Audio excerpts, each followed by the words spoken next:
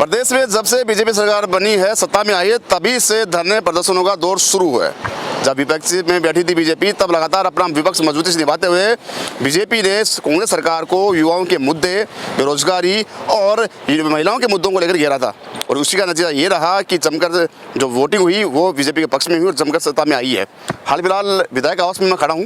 विधानसभा का सत्र कल से शुरू होने वाला है और ये भीड़ देख रहे हैं, ये भीड़ राजीव गांधी युवा मित्रों की वही भीड़ है जिनको एक झटके में तुर्कली फरमान के द्वारा 5000 युवाओं को गिरफ्तार कर दिया गया था।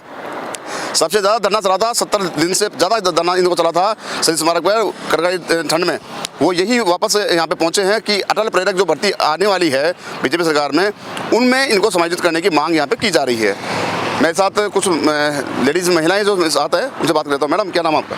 मेरा नाम संतोष सुथार है। संतोष, वापस पहुँचे हो आप यहाँ पे और पहले भी आपने धरने लंबे दिए थे। हालात वो कि वो हैं, लेकिन सरकार बदल गई है, क्या लगता है आपको? सरकार से हमारा निवेदन है कि वो युवा मित्रों को अटल प्रेरक में समायोजित करें, क्योंकि बेरोजगारी सबसे बड़ी बीमारी है। साल भर से हम दर दर भटक रहे। जैसे ऐसे ही नियम चला कि कांग्रेस की सरकार लगाएंगे, बीजेपी की सरकार हटाएंगे, वापस कांग्रेस की सरकार लगाएंगे, तो राजस्थान के युवाओं के साथ तो बहुत बड़ा धोखा ही है। लेकिन संतोष, सबसे बड़ा सवाल ये भी है कि महिलाओं के लिए संघर्ष करना बहुत बड़ी चुनौती की बात है, वो भी राजस्थान जैसे एक मरु प्रदेश में। तो सर, बेरोजगारी क्या होती, जो बेरोजगारी से जूझते उसको पता चलता है कि घर की परिस्थितियाँ क्या होती है। बच्चे सब कुछ बड़ा करना सर, घर की जिम्मेदारी भी होती है। हमारे घर में तो बुजुर्ग है, सब कुछ है, तो सर सबको देखना पड़ता है, इसलिए संघर्ष करना। आप मिल के आए हो विधायक साहब से या अंदर जहाँ पे गए थे, क्या लगता है कि अब आपकी मांग जो विधानसभा में उठेगी और कल से सत्र शुरू है विधानसभा का, सरकार को चेतेगी आपकी मांग? देखो सर, लग तो रहा है कि सरकार ऐसा नहीं करेंगे, हमारे साथ अच्छा ही करेंगे जो भी है जो। ठीक है, देखिए महिलाएं भी लगातार संघर्ष में इनका साथ देने के लिए तैयार बैठी हैं और लगातार कोशिश की जा रही है कि इनका संघर्ष की जीत हो और इनको अटल प्रेरक भर्ती जो निकल रही है उसमें सहभागी किया जाए। देखिए, पिछले 1 साल से हम राजीव गांधी युवा मित्र दर दर की ठोकरें खा रहे हैं और हमारा संघर्ष को 1 साल से अधिक हो गया। इस दरमियान हमारे 3 युवा मित्रों की मौत हो गई। एक युवा मित्र ने तो कुएं में कूद के सुसाइड कर लिया। हम भजनलाल सरकार से निवेदन करना चाहते हैं कि क्या गुनाह था हमारा, सिर्फ एक राजीव गांधी नाम जुड़े होने के चलते आपने हमारी सेवाएं समाप्त कर दी। हमारे घरों में जो खुशियां बनी हुई थी उस खुशियों को छीनने का आपने काम किया और हम 1 साल से संघर्ष कर रहे हैं और इस संघर्ष में हमने बार बार आपसे निवेदन कर रहे हैं कि आपको राजीव गांधी नाम से दिक्कत थी तो आप हमारा नाम बदल के हमारे रोजगार को बहाल करो। अब सरकार ने 11,500 अटल प्रेरक लगाने की घोषणा की है, उनका काम भी वही होगा जो पहले युवा मित्र कर चुके हैं। हम सरकार से निवेदन करना चाहते हैं कि इन अटल प्रेरक भर्ती में आप युवा मित्रों का समायोजन करें, इन 5000 परिवारों में भी खुशियां लौटाने का काम करें, इनको रोजगार देने का काम करें, जिससे भविष्य में कोई और युवा मित्र सुसाइड की ओर कदम नहीं बढ़ाए, कोई और युवा मित्र की मौत नहीं हो। वरना आप देखना, आपके इस कार्यकाल में अगर हम युवा मित्रों की नौकरी वापस नहीं करते हो तो इसी तरीके से ये मौत को गले लगाएंगे और रोज की रोज इस तरह के युवा मित्रों का सुसाइड होता रहेगा। आप इन्हें सुसाइड होने से बचाएं। राजस्थान का युवा है, आपसे उम्मीद भरी निगाहों से आपको देख रहा है। भाजपा के लगभग 20-25 विधायकों ने हमें पत्र लिखे हैं और वो सीएम साहब को मेल भी उन्होंने किया है। खुद विधायक भी ये चाह रहे हैं कि इन युवा मित्रों का भला हो, इसलिए आप इनको अटल प्रेरक के नाम देके अटल प्रेरक भर्ती में इनका समायोजन करके युवा मित्रों को बहाल करें। सर, आपको क्या लगता है कि भजनलाल सरकार आपको अटल प्रेरक में शामिल करेगी क्या? देखिए, जैसा कि गवर्नमेंट ने आते ही 25 तारीख को एक काला आदेश निकाला और बिना कोई कैबिनेट की मीटिंग किए भजनलाल जी ने सबसे पहले युवा मित्रों की बर्खास्तगी के आदेश निकाले, क्योंकि एक नाम था राजीव गांधी युवा मित्र। अगर राजीव गांधी युवा मित्र नाम से ही अगर इनको नफरत थी तो जैसे इंदिरा रसोई का अन्नपूर्णा रसोई किया है और भी योजनाओं के नाम चेंज किए, उन योजनाओं के नाम चेंज कर देते। लेकिन क्यों इन युवाओं को बलि का बकरा बनाया गया? आखिर इस राजनीतिक दलदल में क्यों इन युवाओं को पीसा जा रहा है?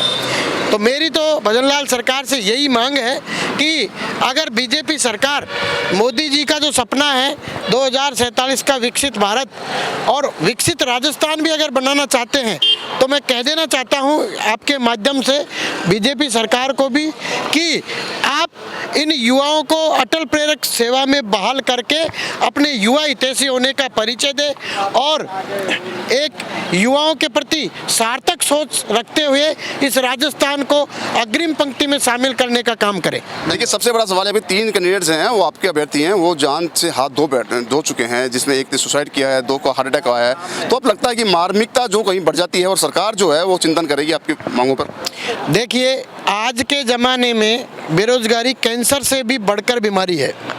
जब युवाओं को 1 साल हो गया संघर्ष करते हुए और जब उनका जो पीक टाइम था तैयारी का, वो इस योजनाओं का लाभ देने में और इस नौकरी को करने में गुजर गया, तो उनका परिवार खुश था कि मेरे बच्चे नौकरी लगे हैं, वो खुश थे कि हमारा भी भविष्य बन गया और हम नौकरी कर रहे हैं, सरकार के साथ कदम से कदम मिलाकर नौकरी कर रहे हैं और हम अच्छा अपना काम कर रहे हैं। लेकिन एक साथ उनको अगर बाहर किया जाता है तो कहीं ना कहीं कुंठितता मन में आ जाती है।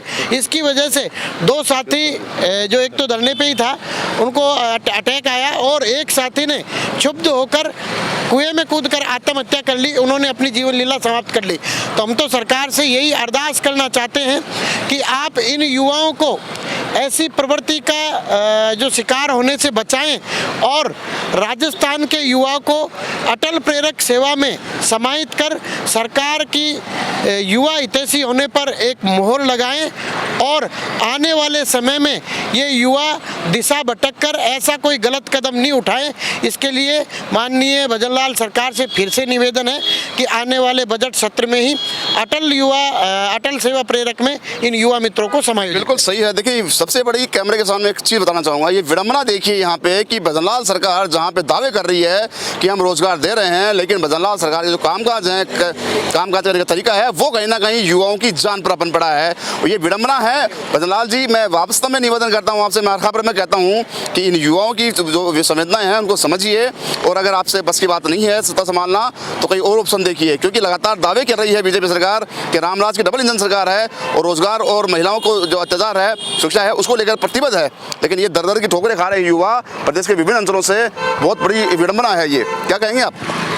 सर, हम तो यही कहेंगे कि सर भजनलाल जी सरकार से कि हमको 5000 जो युवा मित्रों का रोजगार छीना है, वो सरकार जो अटल प्रेरक की भर्ती में लेके आ रही है, उसमें इन 5000 परिवार को समायोजित किया जाए। उसके पीछे 5000 युवा ही नहीं, उसके पीछे 50,000 क्या नाम है, उनके पीछे लोग हैं। तो मैं आपसे निवेदन करूंगा कि भजनलाल सरकार से निवेदन है कि आप समायोजित करके युवाओं को एक खुशी का तोहफा दें आप। बिल्कुल बिल्कुल। देखो, एक बहुत बड़ी बात कही है कि युवाओं को ये अटल प्रेरक सेवा प्रेरक भर्ती जो आ रही है, उसमें इन 5000 अभ्यर्थी जो हैं युवा राजीव गांधी युवा मित्र के, जो एक तुगलकी फरमान द्वारा हटा दिए गए थे, उनको समायोजित करके एक तोहफा दिया जाना सरकार के लिए इन्होंने मांग की है। इसी को लेकर लगातार दावे किए जाते हैं। दावों के आधार पे ये कहा जाता है कि बीजेपी सरकार है वो रोजगार देने का काम करिए, लेकिन पग पग पे दावे फेल होते नजर आ रहे हैं। मैं ऐसा इसलिए कह रहा हूँ कि तमाम जो धरने प्रदर्शन है या बेरोजगारी की जो समस्या है, उसको मैं मेरे कैमरे में कैद करता हूँ और लगातार कोशिश करता हूँ कि आम जनता जो बेरोजगार युवा है उनसे बात करें, उनकी मनोदशा जाने और मानसिक स्थिति को भांपते हुए उनसे बात करके आगे तक पहुँचाई जाए। क्या नाम है आपका सर? आप? विजय मीणा। विजय, कहाँ से पहुँचे आप? सर, कोटा से। क्यों पहुँचे आप? सर, जैसा कि अभी 31 दिसंबर को भजनलाल सरकार ने सत्ता में आते ही ये काला आदेश निकाला था, जिसमें युवा मित्रों की सेवाओं को तुरंत रूप से हटा दिया गया था। तो उसी के चलते हम लोगों ने 72 दिन शहीद स्मारक पर आंदोलन किया था, जिसमें आवेश में चलकर कुछ लोग टंकी पर चढ़ गए थे, जिसमें सरकार के साथ केंद्रीय लोकसभा चुनाव के आचार संहिता से पहले 16 मार्च के दिन हमारा गवर्नमेंट के साथ एक समझौता हुआ कि ये चुनाव संपन्न होने के बाद हम लोगों को लगा दिया जाएगा। और अभी तक 6 महीने के लगभग टाइम गुजर चुका है, लेकिन हमें अभी तक इस भर्ती में या कोई ऐसा आदेश नहीं निकाला गया कि जिसकी वजह से हमें इस भर्ती में लिया जाए। सबसे बड़ा सवाल यहाँ पे, अभी लगातार डर की ठोकरें खा रहे हैं, मांग कर रहे हैं, विधायकों से मिल रहे हैं, शासन प्रशासन से मिल रहे हैं। कल से विधानसभा सत्र शुरू हो रहा है, तो हाल फिलहाल भी आप विधायक आवास जयपुर पहुंचे हैं। तमाम विधायक जो हैं वो आने वाले हैं, आना शुरू हो गया उनका। तो अब जिन जिन विधायकों से मिल के आए हो, क्या लगता है आपको कि आपकी मांग जो आगे तक बढ़ पाएगी और आपको एक न्याय मिलेगा? सर, जैसा कि हमें लगता है, जैसे हम बीजेपी विधायकों से, मंत्रियों से मिल रहे हैं, तो उनके जो आश्वासन हमें पहले मिलता था, वही आश्वासन अभी भी दे रहे हैं। पर पहले के आश्वासन में और अभी के आश्वासन में ज़मीन आसमान का फ़र्क है। तो सर हमें उम्मीद है, क्योंकि अभी जो बजट सुझाव सरकार ने मांगे थे जनता से, उसमें करीबन 1,20,000 के लगभग सुझाव आए थे, जिसमें से खाली युवा मित्रों के पक्ष में 80 से 85,000 बजट सुझाव जनता ने सरकार के लिए भेजे कि इनको युवा मित्रों को इस भर्ती में समायोजित किया जाए।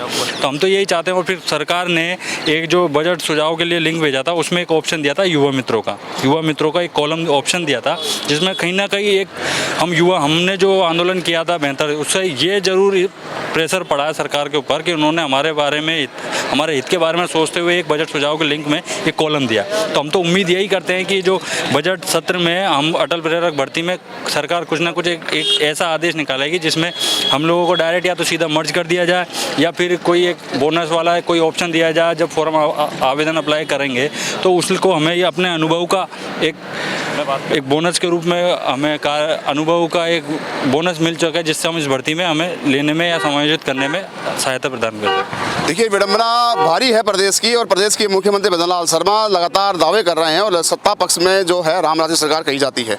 हालात ये हैं कि पूर्ववर्ती सरकार कांग्रेस में लगाए गए राजीव गांधी युवा मित्र एक तुगलकी फरमान से पिछले साल बेरोजगार हो गए थे, लगातार धरने प्रदर्शन कर रहे हैं। हाल फिलहाल पहुंचे हैं, कल विधानसभा सत्र शुरू है। देखने वाली बात ये होगी कि अब सरकार इनकी जो पीड़ा है वो किस प्रकार से देखती है, क्या इनको न्याय मिलेगा या फिर ये ऐसे ही दादा की ठोकरें खाते रहेंगे। सहयोगी कैमरा पर्सन राकेश वर्मा के साथ संदीप अग्रवाल, गोल्डन न्यूज़, जयपुर।